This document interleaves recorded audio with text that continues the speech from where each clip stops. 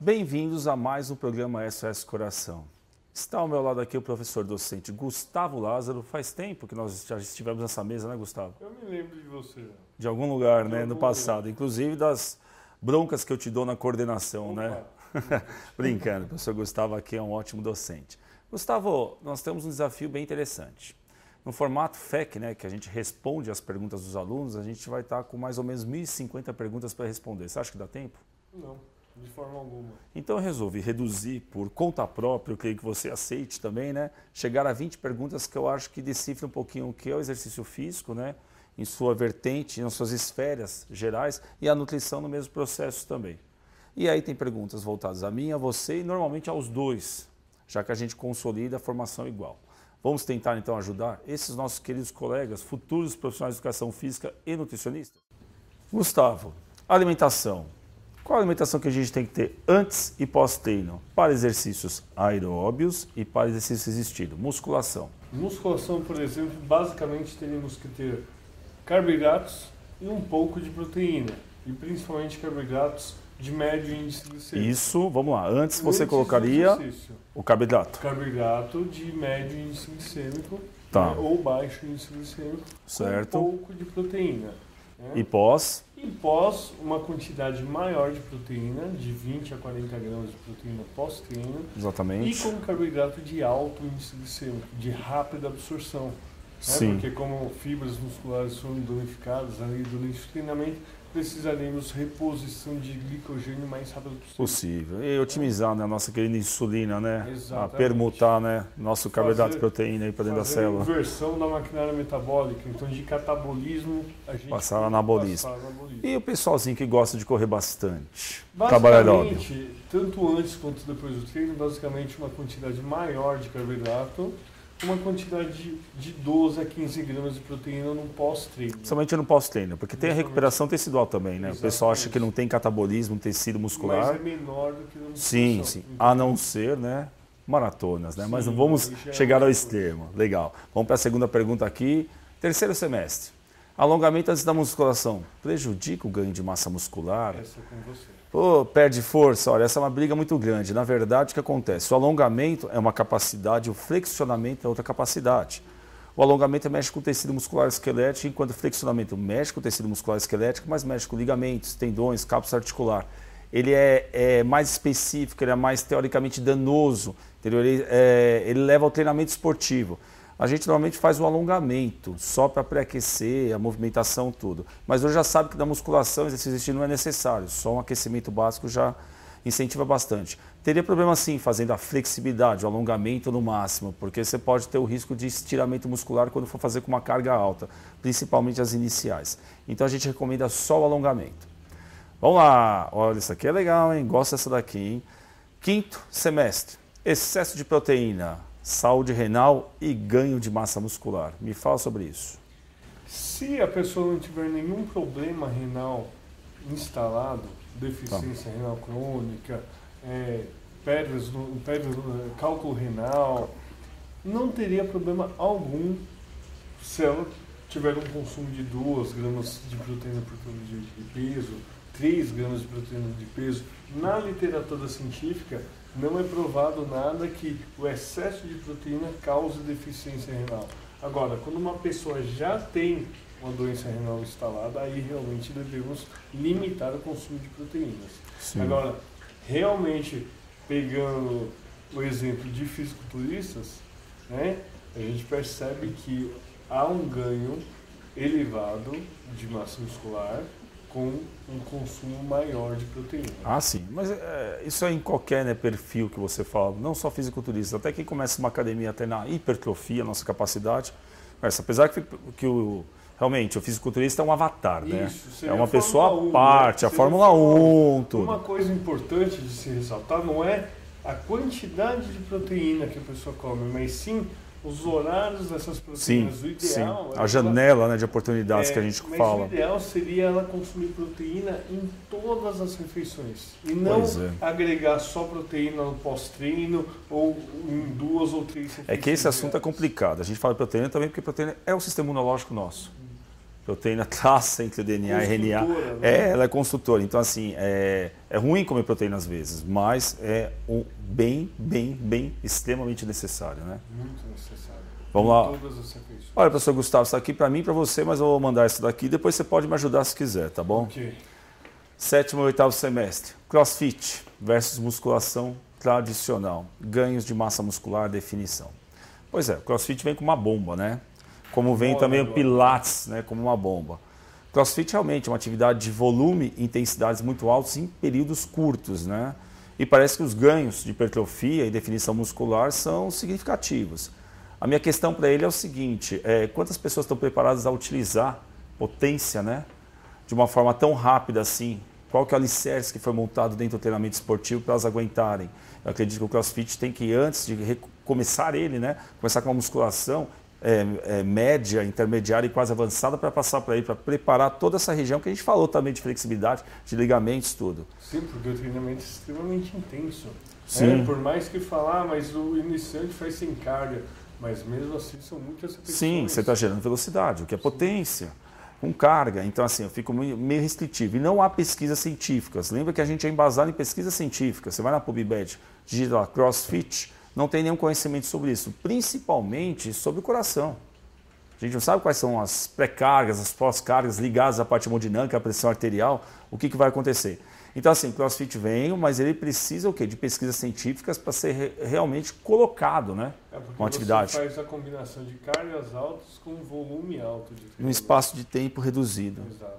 É pesado. Agora, para o bem específico, o Mixed Martial Arts utiliza bastante. Tá? Mas aí é um procedimento específico voltado ao treinamento desportivo. Olha aí, Gustavo, essa é bem legal, viu? O que gasta mais calorias? Correr, pedalar ou nadar? O que você acha? Eu acho que depende da intensidade. Ah, eu te jogar essa bomba, você me pegou, né? A verdade é essa. Se a intensidade for igual, como é que a gente mensura a intensidade? Pode ser a frequência cardíaca? Pode ser a frequência. Mais fácil ainda, né? Pode ser a... Vamos dar uma pausa, vamos voltar nessa pergunta. Uma que você deu uma variedade, você está abaixando muito o tom da voz. Assim, Tá. Ok. Pode falar um pouco mais alto? Vamos voltar dessa última pergunta? Posso falar uma coisa? Essa, professor Gustavo, é uma bombinha legal, mas é uma bombinha bem interessante. Eu escuto muito lá no consultório, nosso consultório, na verdade, né? E os alunos também perguntam bastante. O que gasta mais calorias? Correr, pedalar ou nadar? Exercícios aeróbicos, logicamente. Eu acho que depende da intensidade do treino. Pois é. Como é que você medir essa intensidade? Você pode medir através da frequência cardíaca. É o mais fácil, né? Hoje você compra lá um frequencímetro, a gente conhece pela marca Polar, coloca lá e pronto, você vê a frequência cardíaca. Se for a frequência cardíaca em ambos os exercícios iguais, a intensidade teoricamente é igual, né? Exato. O coração já passa um pressuposto muito bom do que está sendo utilizado. Eu acho que o que vai depender também é a musculatura que você exige em cada uma dessas atividades. Sim. Aí volta essa parte específica. Logicamente, se a pessoa não tem adesão àquela prática, ela vai cansar muito rápido, a frequência vai ser muito rápida e ela vai fadigar, vai entrar em anaerobiose. Pensando em aerobiose, simplesmente colocou um polarzinho, se você tiver 150 batimentos por minuto em cada uma, a intensidade é a mesma. É importante só ressaltar, professor, que não é transferível o condicionamento físico de uma modalidade para outra. Sim. Um bom nadador não necessariamente será um bom maratonista, um bom ciclista não necessariamente será um bom corredor. Porque são as vias musculares diferentes, completamente. Vamos lá, olha só. Exercícios abdominais promovem a redução da gordura abdominal? Essa é clássica, hein, professor? E aí? Com você. Olha, não reduz. O que acontece é que aumenta o valor calórico do consumo que você faz realmente naquele dia e você tem hipertrofia abdominal.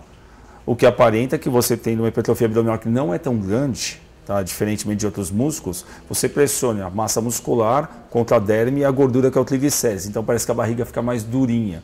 Você perde medidas no gasto calórico geral. Principalmente na musculação, a gente fala que é o EPOC, né? Excesso de oxigênio pós-atividade física. Né? Uma alimentação bem balanceada, bem feita, com aí sim. orientado, aí começa a perder Não, vamos lá. gordura. Primeiro processo, tá? Nutrição. Segundo processo, nutrição. Terceiro processo, Nutrição ainda. Aí depois vem o quê? O exercício físico, brincando. Sem uma nutrição a gente não consegue diminuir realmente o peso e a porcentagem de gordura. Vamos para a próxima. Sucos versus refrigerantes, em questão calórica. E aí, eu tomo suco de laranja, 100 calorias. Eu tomo uma Coca-Cola, não poderia falar Coca-Cola, ninguém está fazendo propaganda, pode ser uma Fanta, que também é da Coca-Cola. Um refrigerante. Vou cortar essa parte, foi ridículo. Foi engraçado, mas... Vamos de novo. Refrigerante. Professor Gustavo, sucos versus refrigerantes, em questão de calorias. E aí, pega o refrigerante lá, 100 calorias, pega o suquinho, 100 calorias. Opa, vou usar então, tanto faz. Não é bem assim, né?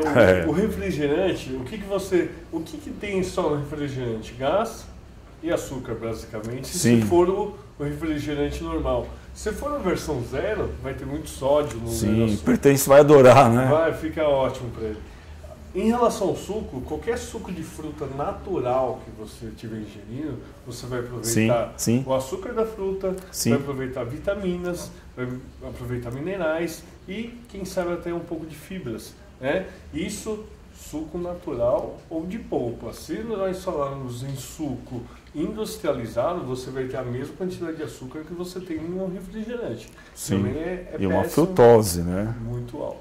Muito alto, pois é, temos que pensar. Então, e aí? O suco é bem melhor do que o refrigerante, com certeza. Com certeza, você tem vitaminas e minerais, né? São os alicerces, na verdade, são os nossos grandes, né? Trabalhadores aí, a base nossa, né? Para a gente conseguir fazer toda a passagem bioquímica do corpo. Me fala o seguinte, carboidrato, é verdade que se eu cortar o carboidrato eu emagreço? Não é verdade. Se você, é o que nós nutricionistas falamos. A gordura ela é queimada em uma chama de carboidratos. Então, em um processo do ciclo de Krebs, depois o professor Leonardo ou outro professor na aula de fisiologia vai explicar isso para vocês. Já expliquei, já digo de passagem, muito bem ainda, hein? Mas tem um dos componentes, o oxalacetato, que ele vem diretamente do carboidrato. Né? Então, para você terminar toda a via de oxidação lipídica, você precisa de um componente do carbo.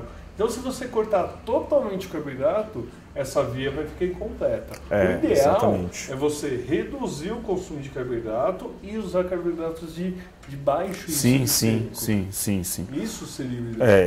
Eu sempre falei isso em aulas, a gente cansa de falar, né? A gente fala de, beta-oxidação, que é a queima de gordura, né? A utilização de gordura como substrato energético. Se não tiver oxalacetato, que é na primeira e na última cadeia, essa beta-oxidação é freada. Exatamente. Entendeu? Então, o seu consumo de oxigênio fica baixo, ela fica incompleta, você começa a perder energia. E você começa a utilizar o quê? Proteína, que é o segundo ponto que a gente nunca deveria tocar. Exato. E muita gente querendo buscar uma definição maior, uma perda de gordura maior, eles procuram fazer só dietas à base de proteína. E está errado, um pouco de carboidrato deve existir. Principalmente próximo do horário do treinamento. Sim. Principalmente, porque senão o catabolismo, a perda proteica vai ser muito alta. Muito bom. Aqui, para a gente fechar o nosso primeiro quadro. Essa eu adoro, né? O laboratório de hipertensão. Musculação para hipertensos. É proibida? Não é proibida. Na verdade, você tem que tomar cuidado com as cargas máximas. A gente fala tanto as cargas máximas como a isometria. O momento que você faz elevação da carga e sustenta, que é o maior pico pressórico para o nosso corpo que pode ter, né? Pensando em hipertensão, a gente tem que pensar que tem algumas comorbidades, né, instaladas, e também você tem o risco de acidente cerebral vascular, né? Ou o que a gente chamava no passado AVC. E quando você leva realmente as cargas e segura em isometria, o risco parece ser muito maior. Isso já é constatado em artigos científicos. Então, assim, para hipertensão, a gente tem que chegar no momento que não cause o processo de isometria. As cargas um pouco mais leves e não tem problema nenhum. Aliás, ele deve fazer exercício resistido. Vai ajudar bastante no alicerce para o exercício aeróbio. E evitar a manobra de Valsalva. Né? Principalmente. Aquela vem, né? A manobra de Valsalva, aquele cravar, né? Que a gente fala quando você está empurrando o carro. Ela acontece com a carga máxima. Ninguém faz com uma carga que não seja a máxima próxima à isometria. Legal, hein? Gostei das perguntas, achei interessantes. Vamos segurar um pouquinho aqui, vamos daqui a pouco para o segundo bloco? Tomar um café, né? A gente precisa. Aliás, um carboidrato agora, né? Com uma proteína agora seria bom, né? Então, esperem aí, não saiam daí, senão eu vou tirar a nota de vocês, meus queridos alunos. A gente já volta.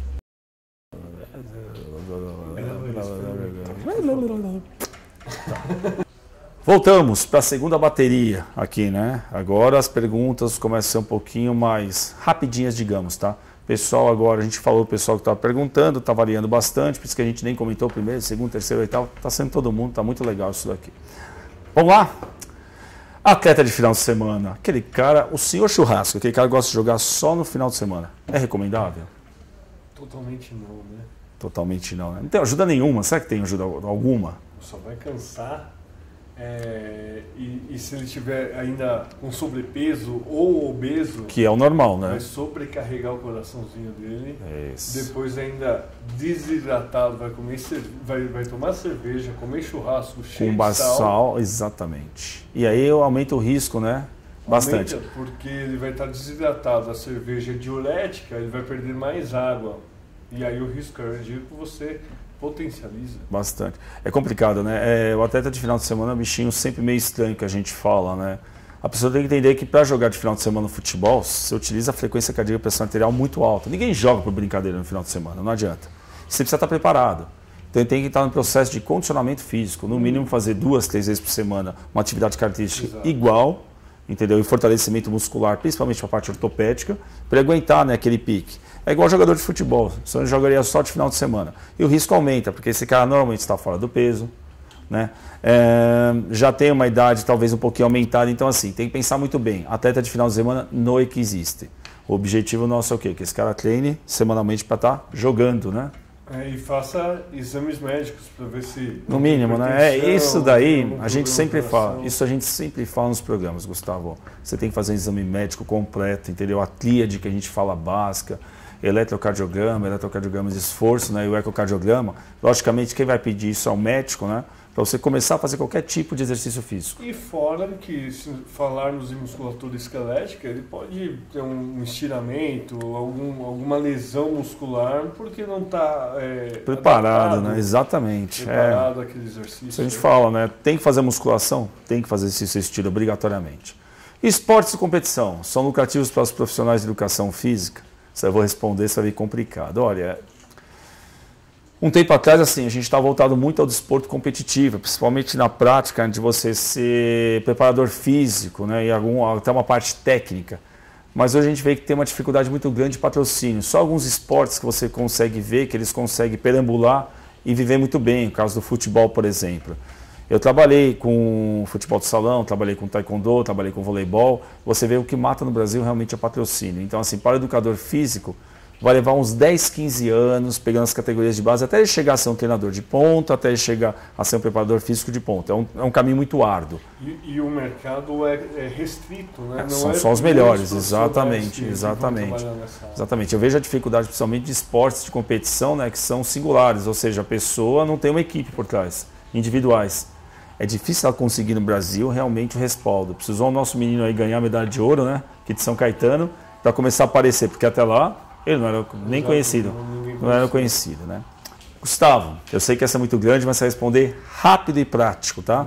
Qual o melhor tipo de proteína? Ovos, leite, carne vermelha, frango? Tem uma coisa que falamos sobre valor biológico, que seria o quanto que o nosso corpo consegue absorver e utilizar dessa proteína. A melhor que tem seria o ovo, né? 100% do ovo inteiro.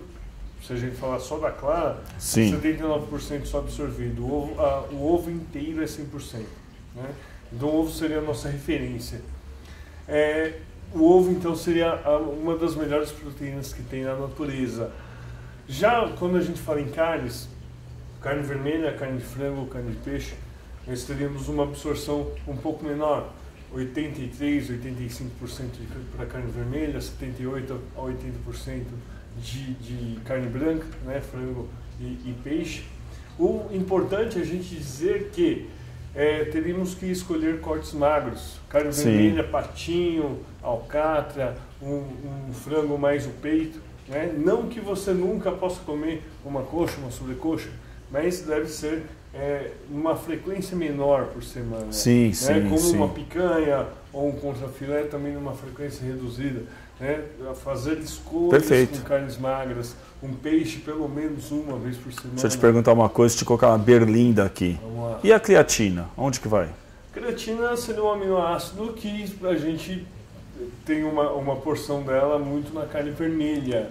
Só que para a pessoa ter um estoque alto de creatina, ela teria que comer pelo menos 800 gramas a 1 kg de carne. Ela deveria virar um pequeno tigre. A gente pode contar com a creatina nos alimentos em geral, né? Nos alimentos de origem de animal. Então a gente não precisa se preocupar com ela, porque ela está dentro de uma cadeia de contração muscular que a gente sabe. Sim, mas se a pessoa quiser um estoque maior de creatina voltado para ganho de força, aí a suplementação seria bem... Ela entraria muito mais com o valor calórico bem mais baixo, né? Só a creatina agregada. Exato. Eu estou aqui com as perguntinhas rapidinhas do momento, hein? Essa é legal, tá? Vamos brincar um pouquinho aqui. Um idoso que sofreu derrame cerebral, um acidente vascular cerebral ou acidente encéfalo, né? Certo.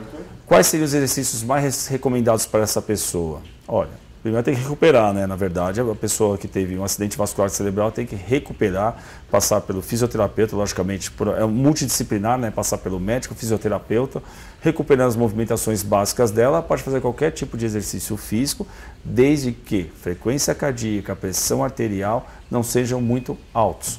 Né, principalmente pensando se a pessoa continuar, normalmente é hipertensa. E já teve um episódio... Já teve, né? Recidência, então, fica um pouquinho mais drástica no caso de acontecer. Deve fazer, principalmente exercício de caráter aeróbio, ele é hipotensor. O exercício resistido a gente ainda sabe que não chegou a tanta valência quanto o exercício aeróbio. E ela deve manter realmente um cronograma rígido com uma pessoa estruturado, educador físico estruturado, juntamente com o ramo de nutricionistas, médicos e fisioterapeutas. O problema é que nessa questão, a pessoa geralmente quando tem um AVC, um AVE, ela fica muito deitada e ocorre sarcopenia, então é totalmente viável fazer. Deve.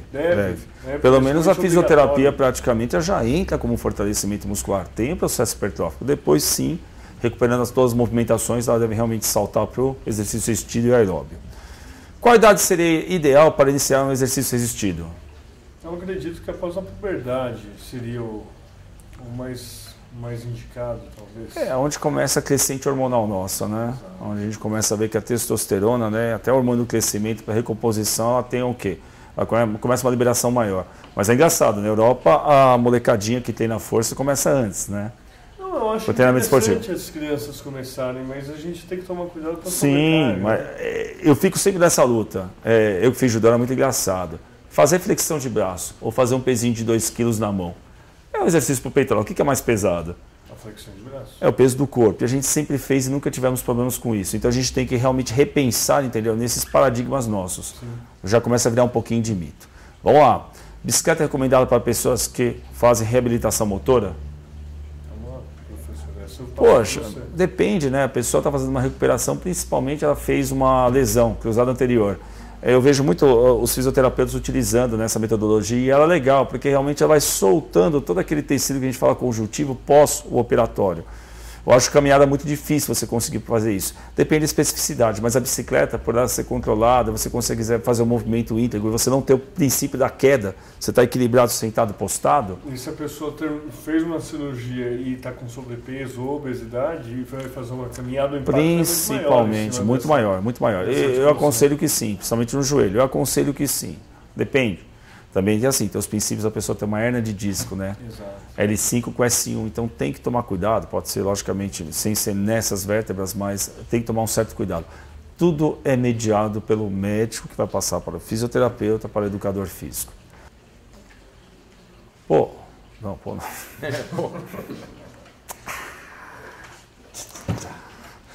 Temos mais perguntas.